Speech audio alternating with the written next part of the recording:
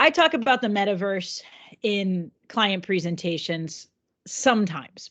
And I'll say that because with some brands that I discuss the metaverse with, they're like, sounds fantastic. I would love to do something there, but we are not ready yet. And I think it's interesting to me that some brands believe that is a spectrum. It's a path that we have to follow that's sequential versus suggesting that the metaverse can actually get us to that endpoint faster and leapfrog some of those steps in the middle. But it does seem that there are some obstacles to this adoption. Obviously, as you said, you've been working on this since 2014. It's not like this topic is new. What makes now the right time, and what are some of the obstacles you're still seeing?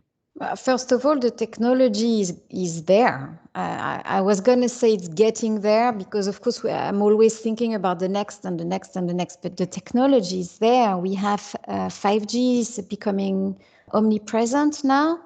It's not everywhere yet, but in London, we have even Amazon just launched something I was really looking for called Amazon Wavelengths, where we developers are going to be able to put our content at the edge of the network in the city.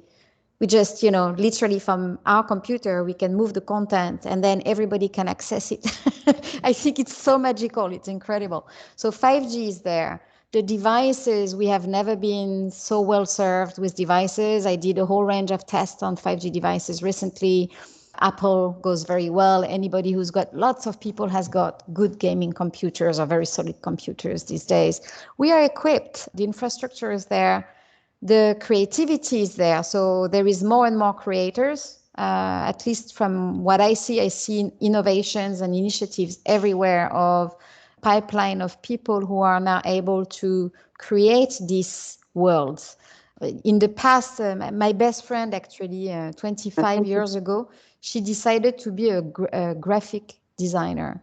And at the time I told her, but what is this? You are never going to find job with this. I didn't understand her job, because she was basically about making websites and everything that was going to be on internet. And the same is happening now. These people, all the universities are building this workforce of people who are going to create those worlds and know this kind of art. Then, of course, there has been the big announcement of Meta, and I think it's really brought to everybody to the realization that it's there. I think people, maybe the market didn't understand it was there, and suddenly everybody understood, oh, it's actually there. And I would agree it's there. A year ago, I used to have to convince my customer to explain what are the benefits of a visual experience on a website. I had to explain that. I don't have to explain any of that at all anymore. And that's a relief. And that's why I know also it's ready. Everybody is investing. So we can thank Meta for that, for sure, that it's helping to accelerate the market because everybody is investing, and now we're going to see more and more of these amazing immersive experiences of all sorts. I would not hesitate.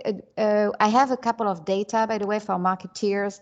90% of information that is transmitted to the brain is visual, and our brain processes visual 66 times faster than text. So you might want to, of course, there is video, but video, we have a lot of talking heads in videos. We're not talking heads here. We're talking about full-on experiences with games and interactions and worlds. And people are going to be able to understand and feel an affinity with brands a lot more in this kind of context.